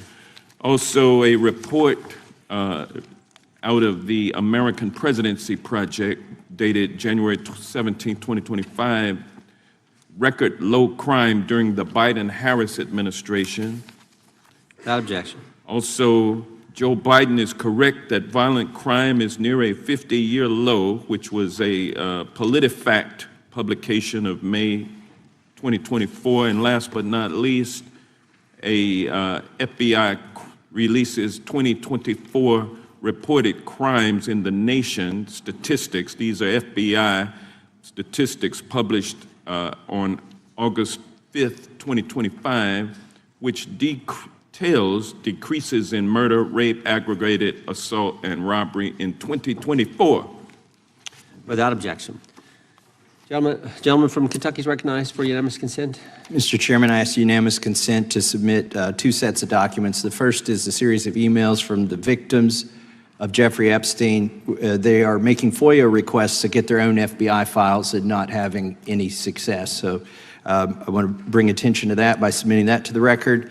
The second document that I want to submit to the record, for the record, I know we don't usually read these. This one's not readable. It's completely redacted for the most part, the first 50 pages. This is actually the search warrant that was served on James O'Keefe for a diary that he had already given to the government 2 months before. And as it turns out, there were no indictments here, yet he still doesn't know why he was raided, and I think he deserves to know. So, without objection. Thank you. The chair now recognizes the gentleman from California. Director, the first time you saw Donald Trump's name was in the Epstein files. Did you close the files or keep reading? I have reviewed not the entirety of the files, so you haven't reviewed all of the Epstein files? Personally, no. You're the director of the FBI. This is the largest sex trafficking case the FBI has ever been a part of. Buck stops at the top, and your testimony today is you have not reviewed all of the files. What I've been doing is been busy providing the safest country this country has seen in modern U.S. history in historic speed, because the men and women of the FBI are given the resources to reduce the homicide rate, to reduce the drug trafficking rate, to reduce the amount of children that are being trafficked, and the number of pedophiles. It sounds like those children being trafficked would appreciate the director reviewing the files. You said you don't know the number of times Trump's name appears in the files, so it could at least be 1,000 times. Is that right? The number is a total misleading factor. We have not released anyone's name in the Epstein files that has not been credible. Director, could it at least be 1,000 times? We have released every piece of legally permissible information. Okay, you can characterize the numbers however you want it. Reclaiming my time, Director. It sounds like if you don't know the number, it could at least be 1,000 times. Which It's not. leads me- It's not. Is it at least 500 times? No. Is it at least 100 times? No. Then what's the number? I don't know the number, but it's not that. Do you think it might be your job to know the number? My job is to provide for the safety and security of this country. My job is not to engage in political And that innuendo includes protecting so you can go sexual out to the assault victims. sticks and get your 20-second hit in your fundraising reclaiming my article. time, They Director. keep going, reclaiming your time, because the Director, people of California If are Trump- being if the underserved by president- your If the representation. president is not implicated, why not release everything that involves him? We have released everything, the president and anyone else's side, that is credible and lawfully be able to be released. Your fixation on this matter and baseless accusations that I'm hiding also child Mr. Massey's pedophiles is disgusting. interest. Anyone that says that needs to look at the stats alone. And go back to the state of California, who's receiving the biggest surge in FBI resources through my redeployment because the cities of Los Angeles, San Diego, and San Reclaiming Francisco my time, need it. Director, remembering your oath to tell the truth, did you ever tell Donald Trump his name is in the files? I have never spoken to President Trump about the Epstein files. Did you ever tell the Attorney General that Donald Trump's name is in the Epstein files? The Attorney General and I have had numerous discussions about the entirety of the Epstein files and the reviews conducted by our team. Did you tell the Attorney General that Donald Trump's name is in the Epstein files? And we have released where President Trump's name is in It's the a simple attorney's question. file. Did you tell the Attorney General that the President's name is in the Epstein files? During many conversations that the Attorney General and I have had on the matter of Epstein, we have reviewed The question is painstakingly simple. who Did you can tell be- the Attorney General that Donald Trump's name is in the Epstein files? Yes or no? Why don't you try spelling it out Yes if or you're going to mock me? no, Director? Use the alphabet. Yes or no? No? A, B, C, Director, D, E, F? it Don't wanna sounds do like it? you don't want to tell us. Did you tell the Attorney General that Donald Trump's name was in the Epstein files? Why don't you try serving your Director, constituency did by you tell the focusing on Attorney reducing General violent that Donald crime in this Trump's name- country and the number of pedophiles that are Director, legally reclaiming my harbored in time, your Director. sanctuary cities in Director, California? reclaiming I'll my work with time. you on that. Do Regular you order, want to Mr. work with Chairman. us on that? Director, I reclaiming my belong to the time. gentleman from California. Did you tell the Attorney General that Donald Trump's name is in the Epstein files? Yes or Question no? has been asked and answered. You have not answered it, and we will take your evasiveness as a consciousness of guilt. Director, did Donald Trump ever say to you, just find and release the entire truth? Don't worry if I'm in it. The instructions from the administration were to release all credible information, and we have done that. Did Donald Trump ever provide information about Jeffrey Epstein as an informant? Donald Trump has not been, and I can only speak for the FBI, an informant of the FBI. So, Director, you've played this cute shell game where you say you can't release everything because the court has said that it legally is not allowed to be released, but the court calls bullshit. Judge Richard Berman said that when you went to the court, quote, information contained in the Epstein grand jury transcripts pales in comparison to Epstein investigation information and materials in the hands of the Department of Justice. So let's move on, Director. You wrote a book called Government Gangsters. You identified 20 individuals in that book. You put me on that list at the top of the list. Thank you. My children find it flattering. 20 of those individuals have been investigated or have had adverse actions.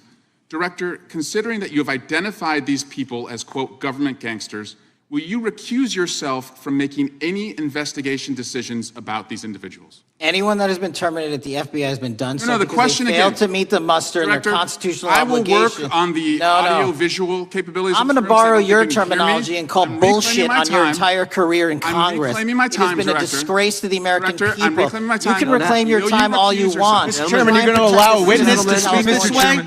Mr. Chairman, would you You're give... gonna recuse yourself, Director. The gentleman has no time to... Mr. Chairman, would you Mr. admonish the Chairman, point of- witness not to insult members? The gentleman has no time. Mr. Chairman, The just... committee will remember... Quick point of order. Could the gentleman be extended an additional 20 seconds to complete his thoughts since the witness decided to interrupt him continuously? And the witness will be able to respond if he wants. We'll make sure Thank he has you. time to do that. My question Gentleman, is, continue. will you, Director, recuse yourself, yes or no, from investigating or making decisions about the 60 individuals, including myself, that you identified as government gangsters? Yes or no? Time of the gentleman has expired. The witness may respond if he would like. And the answer was no, as I heard. Correct. Okay. The gentleman from Wisconsin, the gentleman yields back. The gentleman from Wisconsin is recognized for 5 minutes. Thank you, Chairman. Thank you, Director Patel, for being here today. I wanted to talk a little bit about the assassination of Charlie Kirk and the FBI's subsequent investigation. I know it's really sensitive, And, you can make the call as to whether or not, obviously, it's something that you can respond to. But I think it's still fresh on many people's minds. I want to congratulate you and Utah law enforcement for the work you did in identifying the suspect and apprehending him. According to public reports, and I think this is what maybe it's, I still have questions about, and maybe the public does. According to public reports, the alleged shooter arrives on the Utah Valley University campus nearly 4 hours before the shooting. Was that your understanding? Is that kind of... I'll let the public reports reflect themselves. I don't have the exact timeline. Okay. So we don't have any idea kind of his prep or how he set up or how he utilized that time when he first showed up on campus? All of those are being currently investigated through our cell phone analysis and through our witness interviews. And the state of Utah has now announced charges seeking the death penalty against this suspect. So we're a little limited in what we can continue to say. Sure, I understand. And the suspect, like you referred to, is then captured on security footage jumping off the roof of the alleged shooting location, the Losey Center. Do we have any idea how the suspect got up on the roof in the first place? I think for members of Congress, especially after Butler and Pennsylvania, it's just unimaginable that there could be some type of security breakdown prior to an event of that size where somebody could access a rooftop. So not commenting on the case, but having gone to the crime scene and walked the steps that we believe were taken, the roof was actually readily accessible through an exterior stairwell, so anyone could have gotten on it. Okay. The suspect flees on foot to kind of this wooded area where he drops the rifle, wraps it in a towel, and then proceeds to his staged vehicle and basically drives home. So do we have any idea what the towel was about? Was it used later to identify a place where the firearm was left, or do we... What we can tell you is the towel, there was a screwdriver found on the rooftop, which DNA was collected off of, and the towel was found wrapped around the firearm in question in a wooded area next to the campus. All have been processed for DNA. And then, according to the suspect's roommate, there were allegedly messages on instant messaging platforms, specifically Discord, suggesting the towel may have been used to identify that weapon's location. So the public reports have suggested that the shooter acted alone. Do we still believe that that's true? Do we have any idea as to whether or not those Discord messages led us to believe that the shooter may have had help in any way or assistance? I can only speak to the FBI's investigation, and our investigation is ongoing, and we are interviewing any of those individuals involved in that chat and other individuals in the area. Very good. And so my suggestion, if there are accomplices, I'm sure this is something that the FBI is going to continue to investigate fully and thoroughly into the future. Yes, sir. The reason I ask that is because I don't know that that was necessarily the case with Butler, Pennsylvania. So thank you so much for your persistence kind of in this matter. There's still a lot of public questions that need to be asked. Let me shift to another topic very quickly. On July 31st, 2025, the DOJ and the CIA declassified the annex to Special Counsel John Durham's 2023 report on Operation Crossfire Hurricane.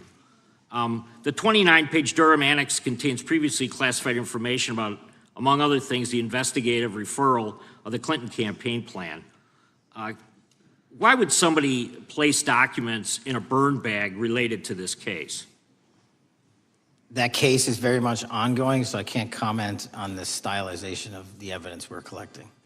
Can you comment at all on the Durham Annex as I described it? The Durham Annex, which has been publicly released thanks to the FBI's commitment to transparency, is one of the documents that's being utilized. And in general terms, speaking for burn bags, sir, a burn bag is what you use to put classified documents into generally, because that is literally how you destroy them. So it appears that efforts were made by the Clinton campaign to reach out to the FBI agents or the Clinton sympathizers in the intelligence community in order to lead more credibility to the Clinton campaign plan. Do you think that's an accurate characterization? Again, I'm not going to characterize that material because it's part of an ongoing investigation. Thanks for being here today. I yield back. Gentleman yields back. Gentleman from California is recognized. Thank you, Director Patel, for being here today. The FBI searched Jeffrey Epstein's Manhattan residence, correct? I believe that happened in 2018. I think there was 2 locations, sir. It's 2019, and in that residence, the FBI found a safe, correct? I don't have the catalog of evidence in front of me. In that residence, the FBI found a safe, correct? I'll accept your representation. Okay. And in that safe, the FBI found topless and lewd photographs of girls, correct? Again, sir, I'll accept your representation. I don't know. Thank you. It was all over the media at the time. There's a New York Times article that says Jeffrey Epstein is indicted on sex charges as discovery of nude photos is disclosed, dated July 8th, 2019. And the Times reports a trove of lewd photographs of girls was discovered in a safe inside financier Jeffrey Epstein's Manhattan mansion. Author Michael Wolff has conducted numerous interviews of Jeffrey Epstein. I'm going to play for you a video clip of what Michael Wolff said Epstein told him was in the safe and what he showed the author was in this safe. So let's please play that clip now. Elected. And I was sitting talking to Epstein, and he said, "Wait a minute, I got to show you something." And then he went into his safe, and he came out with photographs. They were Polaroids, I think, and he kind of spread them out like playing cards, and it was Trump. I mean, I think there were a dozen of them, and it was Trump with girls of an uncertain age at Epstein's Palm Beach house, where all of the things that he would ultimately be accused of took place. And I remember very vividly 3 of them. There are 2 in which Trump is, the girls, topless girls, are sitting on Trump's lap. And then a 3rd in which he has a stain on the front of his pants. And the girls are kind of pointing at it, sort of bent over, laughing. So Director Patel, I'm going to ask you a very broad and general question. As you know, Donald Trump and Jeffrey Epstein were friends. There are, of course, photos showing Donald Trump together with Epstein, correct? I don't have the entirety of the photographs, but I think they've been photographed in public together. All right. Are there any photos showing Donald Trump with girls of an uncertain age? No. How do you know that? Because that information would have been brought to light by multiple administrations and FBI investigators over the course of the last 20 years. Well, you know what? That's just not true, because no one knew about the creepy birthday message that Donald Trump wrote to Jeffrey Epstein until the Wall Street Journal disclosed it, and then all of a sudden, the Epstein estate provides it to Congress. Well, so certainly, you weren't there at the search.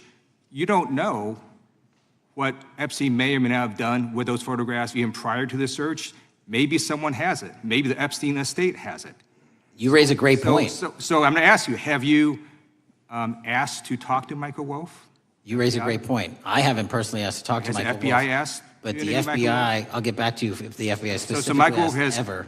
about 100 hours of testimony of Jeffrey Epstein. Wouldn't it be good for the FBI to interview Michael Wolff? I'm not saying they haven't, I just don't know. Has FBI subpoenaed the tapes that Michael Wolff has conducted of Jeffrey Epstein? I don't know. All right, so if you could provide us an answer, that would be terrific. Sure. Well, let me ask you this question then. Have you looked at all the photos in Epstein files? I have looked at all the information that the investigators who investigated this case have provided to run out credible leads. And in the Epstein file, was there that creepy birthday message that Donald Trump had written to Epstein? No, that's what I was trying to tell you. You raise a great point. The estate of Jeffrey Epstein has a voluminous amount of information that they have not released before. Okay, so that's great. So wouldn't it be great if FBI subpoenaed the estate of Jeffrey Epstein for all that information? The estate is under no obligation to provide that material, even pursuant to a subpoena. That's a great point. Yeah, that's just false. Okay. That's just false. You're the frickin' FBI. You can subpoena the information from the estate, and you better do that. That's literally not how it works. I'm going to move on now and talk about Epstein's client list. You confirmed that it exists. Attorney General Pam Bondi confirmed earlier this year that it exists. So I just want to ask you a simple question. Is Prince Andrew on Epstein's client list? The material related to Prince Andrew has been made public. Is Prince Andrew on the client list? We have released the index of names All right, that were is- in is- Jeffrey Epstein's. Is Donald Trump on Epstein's client list? The index has been released, and the index will speak for So I'm itself. just going to say, America, there's a huge red flag. The FBI director could not answer whether Donald Trump was on Epstein's Gentleman's time client has list. expired. I Chair yield now back. recognizes the gentleman from Virginia. Thank you, Mr. Chairman. I want to thank the director for being here and for his work over the last several months, removing the taint of partisanship that has infected the intelligence community over the past several years under the last administration, under the last several directors, standing up for law enforcement, standing up for the brave men and women who work in your agency. But to set the record straight, we have to correct the record. And the record, early days of the first Trump administration saw a dramatic spike in news stories that contained sensitive and sometimes classified details about the FBI's bogus Russia probe, about a leak a day. It's unacceptable that senior FBI officials coordinated to leak classified information to try and harm President Trump. Documents produced to the committee in August of this year revealed that the FBI interviewed a former Intelligence Committee staffer who gave details on a systematic process through which leaks of classified information were affected by then Chairman, now Senator Adam Schiff. Were these findings escalated within the Bureau's chain of command, and if so, to what level? Sorry, were the findings escalated? Were these findings that were given to us escalated within the Bureau's chain of command, and if so, what level? Did you receive this information? That entire matter is currently under investigation by the people at the FBI that handle leaks of classified information. All right, it's good to know that there is an ongoing investigation. Can you tell me whether these leaks to the media compromised any ongoing FBI investigations during the Trump-Russia probe? I can tell you, generally speaking, the leaks of classified information are detrimental to any work the FBI is doing. Now, former Director James Comey testified before the Senate Judiciary Committee that he had never been an anonymous source, nor authorized anyone to be an anonymous source in news reports about matters relating to the Trump investigation or the Clinton investigation. Was Comey's testimony true? In reference to Director Comey, I'm very limited in what I can say because of what the current status of those matters are with the FBI and the Department of Justice. When I am able to make those public, I will. Can you tell me if there's an ongoing investigation there? Again, without identifying any individuals related to the information you're generally speaking about, there is an ongoing matter that has been under review by the Department and the FBI for some time. Because we know that the documents that we received last month revealed that former Director Comey used Columbia University law professor as a conduit to leak stories to the media that contained classified information. Let me move on to the way that the FISA process was weaponized by past directors.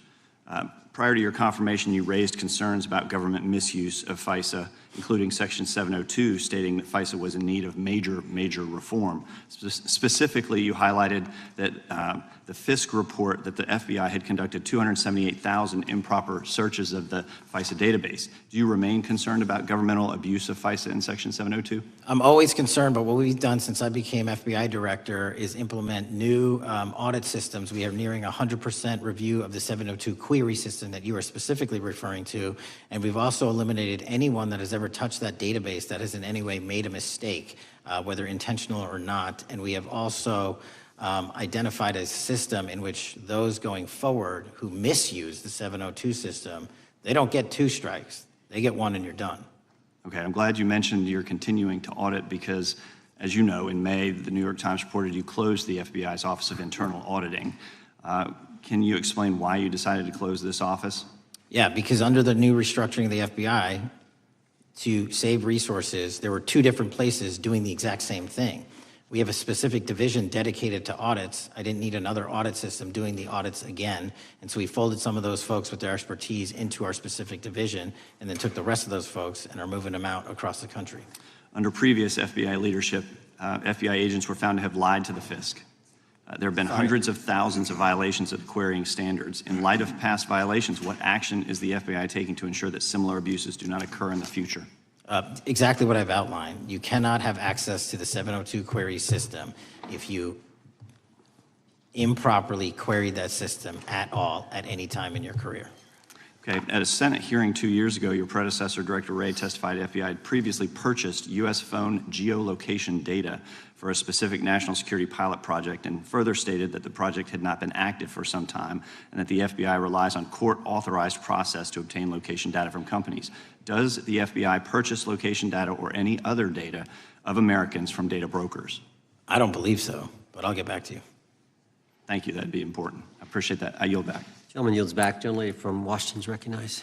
Thank you, Mr. Chairman. Mr. Patel, before you joined the FBI, you had very strong opinions about what the FBI was hiding regarding Jeffrey Epstein. In a September 2023 interview with Glenn Beck, you said the Black Book is under the, quote, direct control of the director of the FBI. In December 2023, you said, let us know who the pedophiles are. Even for a short time after becoming FBI director, in February of 2025, you tweeted, quote, there will be no cover-ups, no missing documents, no stone left unturned.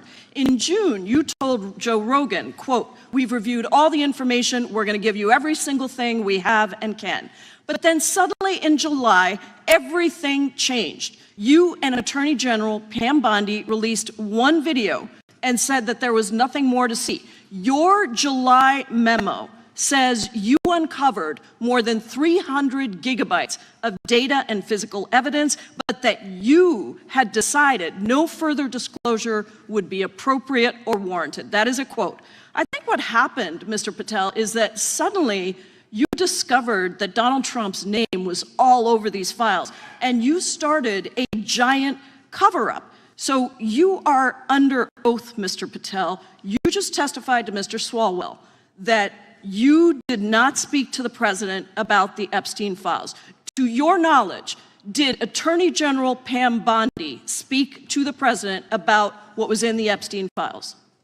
I can't speak for Attorney General Pam Bondi. So to your knowledge, you don't have any information. The question was, do you have any knowledge? Do you have any knowledge? I can't speak. You are refusing to answer the question. So let me tell you that the Wall Street Journal reported that in May, Bondi told Trump that he was in the Epstein files, and at the same meeting said that the DOJ did not plan to release the files. Yesterday, you testified to Senator Kennedy that there was, quote, no credible information that Epstein trafficked girls to anyone else, and that you have, quote, continuously and publicly asked the public to come forward with more information and we'll look into it. Today, in response to Mr. Massey's question, you appear to say that the survivors were not credible. These are survivors. That's not at all what I said. Okay, great. I'm going to ask you this in a second, but let me tell you about the don't lie about survivors, me. and let's bring them up here into the room. These are women who came to the Hill and testified that they were groomed and raped at the age of 14 and 16 years old, and they called to meet with the president and to meet with the FBI and to have people investigate their claims. Some of them have never testified before. If you are so interested in getting the public to submit any information, why have you not met with them? You said you haven't met with them. Have you met with them? I'll give you one more chance. My job as the FBI director is to invite Is the all answer yes or investigative no leads. to whether or not you met with these women who were sexually abused and raped? Any insinuation by you or any What people is on the your an- side that I'm not manhunting child predators and sex traffickers, just look at the Mr. stats. Patel, And you talk Mr. about Chairman, cover-ups, man. Mr. Chairman, you this talk is about my time, cover-ups. and I will take as much time as I Where were want. you during the Instruct Obama the and witness, Biden Mr. administrations Chairman. when these so-called Instruct the cover-ups were witness. going on? Mr. Why didn't Chairman. anyone in those administrations talk to any of these Mr. purported Chairman. witnesses? Let's I get have some regular order, Mr. every Chairman. single person to provide credible information. Time belongs to the gentlelady from Washington. And I'm but going when to you- take when another you couple accuse of the minutes. witness of something, he's allowed to respond. That's how it works. You say Listen, he something, didn't you say even, something, excuse he's me, allowed to Mr. Chairman, you have respond. always been fair, but this is I'm not being fair. and you will get No, your, this you will is get your my time, and he You will give the said gentlelady that the a few witnesses additional were not credible. seconds of time. I'm going to get an additional minute of time because No, that's you'll how get much what, time you he won't get a took. minute, you'll get some seconds, what we think is under 5 minutes. You don't get to demand how Mr. much time you Patel. get. That's not how it works.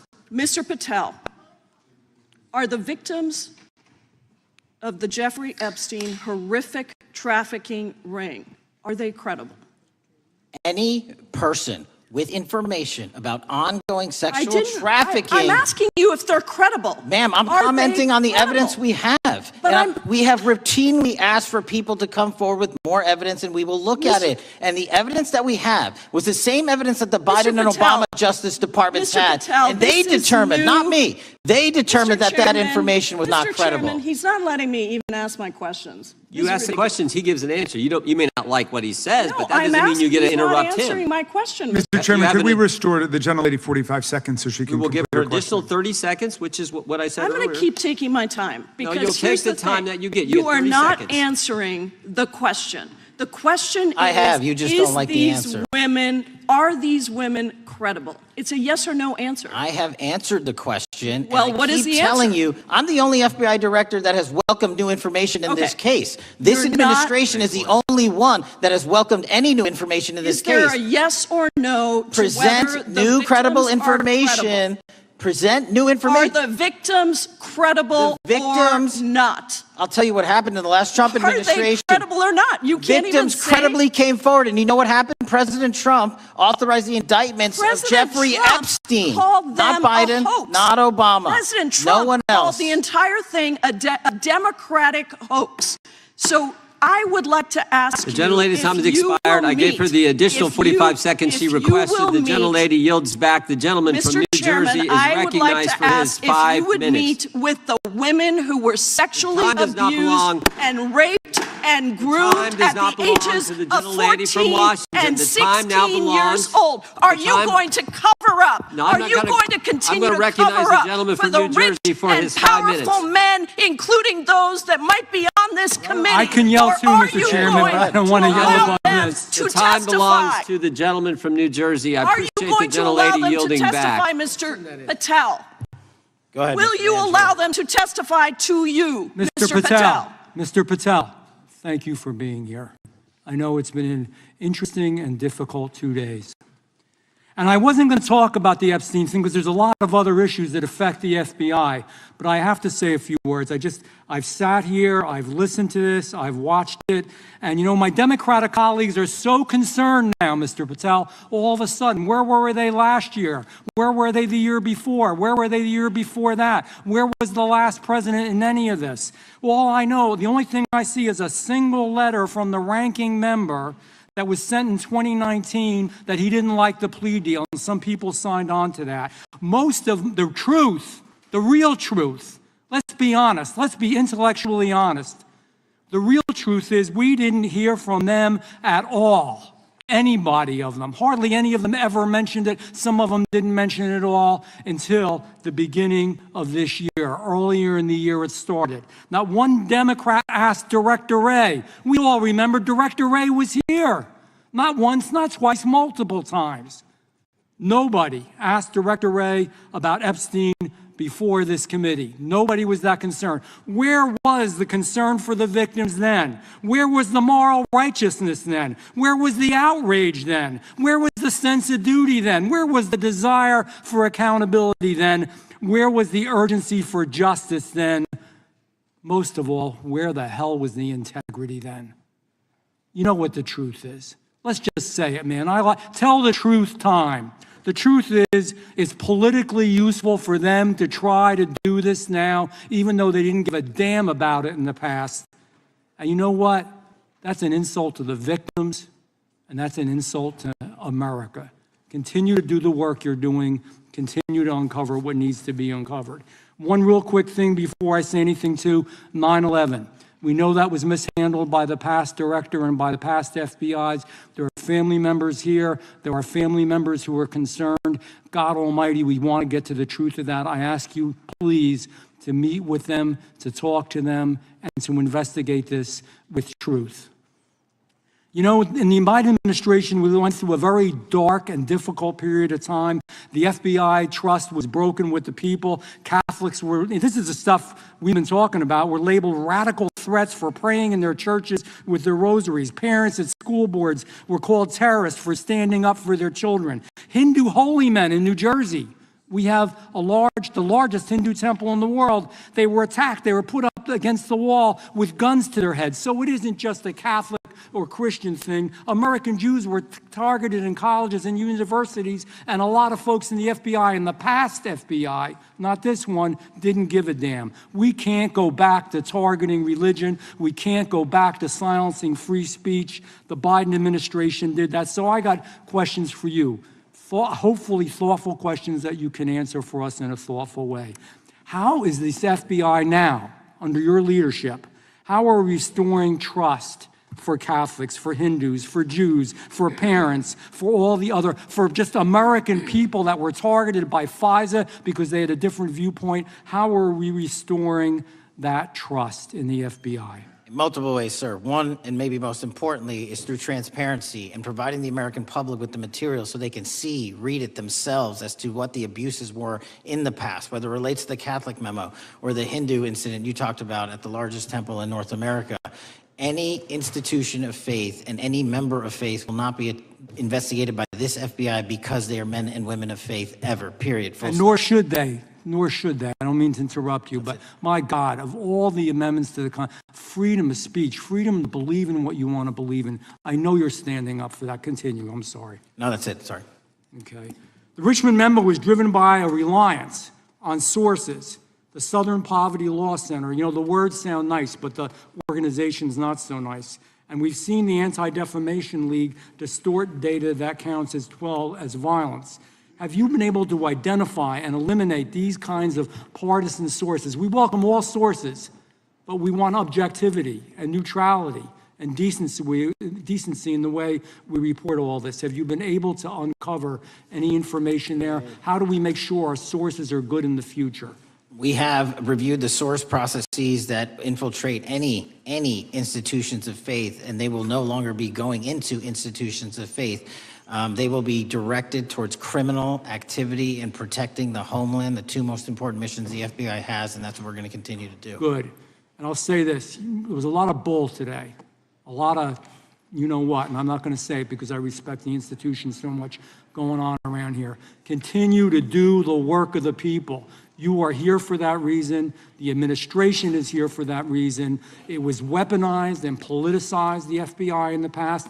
I hope to God we never, ever see that again. One of the darkest parts of American history. Thank you, Mr. Patel. I yield back. Mr. Chairman, I have a unanimous consent. Gentleman yields back. The gentleman from New York is recognized for UC. I would like to introduce a CNN article that explains how an alleged top leader of the MS-13 gang was dismissed. His case was dismissed in Brooklyn so that he could be deported back to El Salvador, even though he was charged with murder.